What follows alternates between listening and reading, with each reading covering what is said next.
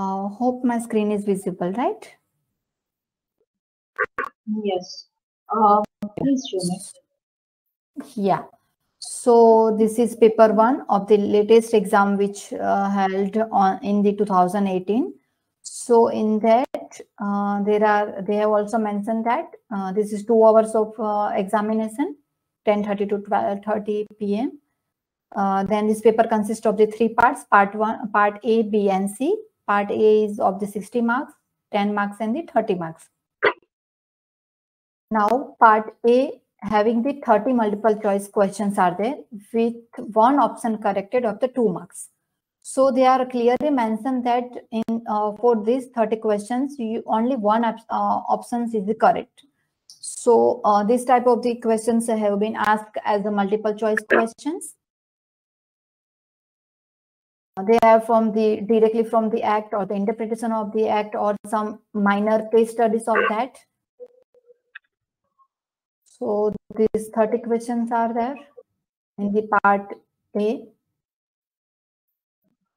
Then in the part B, as they have mentioned that the part B is of the 10 marks and consisting of the true and false type of the questions of the each a mark of each. For each question, out of the 4 questions, only one option is the corrected. So in this also, the one option is corrected. Actually, these are the true and false side of the question, but they are providing the OMR sheet to fill that to answer this question.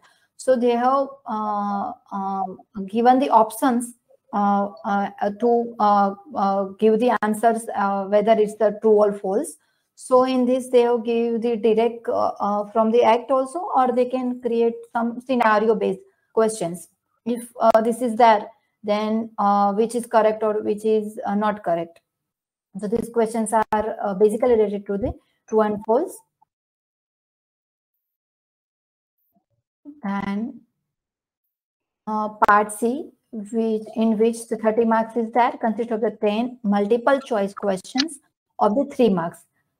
Each with the more than one option will be correct. If you have selected only one option, then your marks will be deducted. So in this section, you have to try to give the more focus. And these are the total 10 questions are there, each of the 3 marks. So this is all about the paper 1.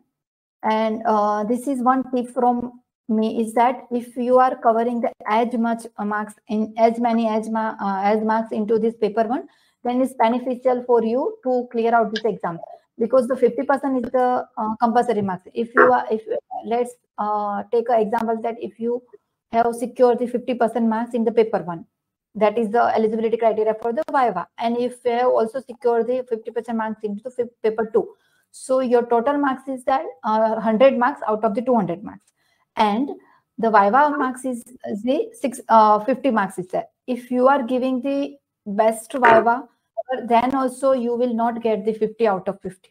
So 100 plus that 40. If you are assume that if you are you will get the 45 marks out of 50, then also you are not qualifying this exam, because the 100 marks of the paper 1 and paper 2 and the 45 marks of your Viva voice. So total marks is 145.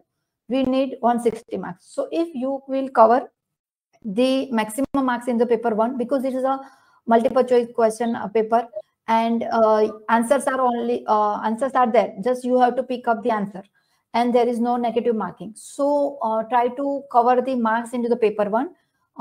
70 to 80 marks into paper 1, and because in the paper 2 there is a drafting, and in the 3 hours of timeline, no one can draft very good draft patents within this 3 hours of the time window. So in the paper 2 you may get 50 or 60, but if you will cover the more marks into the paper 1, then it will be beneficial for you to qualifying this examination. So now we are moving towards the paper 2. So I'm sharing the paper 2 with you all.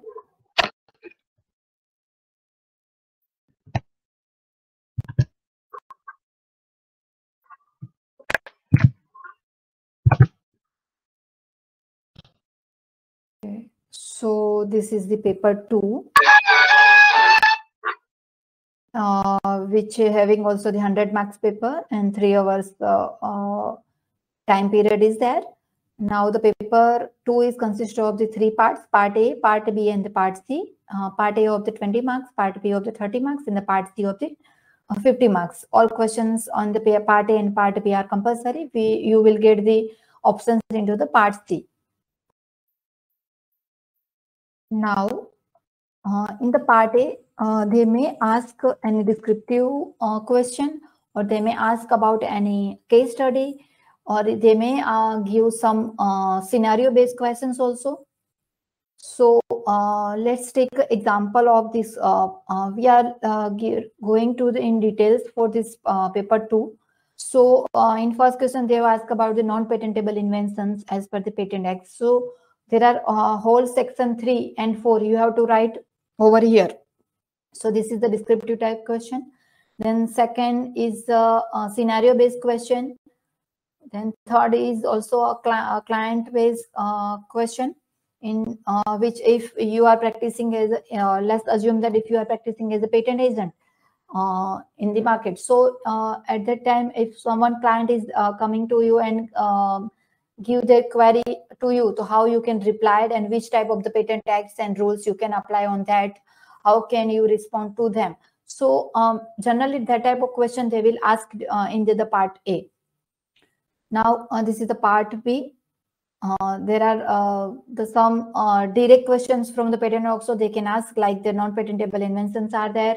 The grant of the patent is based on the certain conditions as per the section 47. So you have to write all the conditions which are mentioned during this in this section 47.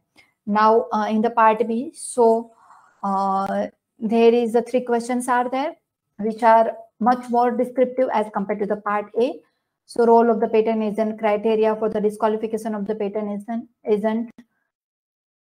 Then some definitions which are given in the Patent Act, that you have to give the define that provisions also. Then case study based scenario is there, is some person or client come to you to and explain their inventions. So is their invention is patentable or not? If he or she has already published that invention, then it's patentable or not. So there are all the scenario based questions in that. Now coming to the part C, in which we get the options. So there are in the part C1 we have to provide, this is whole part C, C1 and C2 are related to the patent drafting only, patent writing only. So in the C1 you need to provide the proper title, then draft the abstract up to the 150 words, and draft at least 2 claims. So this is related to the claim drafting only. So this is the details which are provided by the patent office. Based on that, you have to decide the title, you have to give the abstract, and you have to also give the at least 2 claims out of these details. And these are the optional. Either from the any of that you can select any question. One most probably the one question is from the engineering background invention, and one is from the chemical or the pharmaceutical background question. So the person who are from their field, they can select any of them. Then the section part C3, in that you have to draft the whole patent, whole specification. So in that also they have given the details about the invention. Based on that, you have to write the titles and all the parts required to write the patent application, like field of invention, background of invention, objectives of the invention, detailed description of the invention, claims are there, abstracts are there. So this all you have to draft here. And this both drafting exercise as well as the descriptive questions, you have to write all these things within the 3 hours of the time window. So this will need very sharp and the fast process to how you can write as fast as this patent, this paper, because some have this also problem other than time lacking. They have lack of the time during this exam paper 2. So due to that also they can not cover the marks into the, or not qualifying this paper 2. If you are not qualifying paper 2, then also you are not eligible for the Viva. This all exercise we will give to you during our classes. So this is all about these papers and the 2 days class. Is anyone has any question?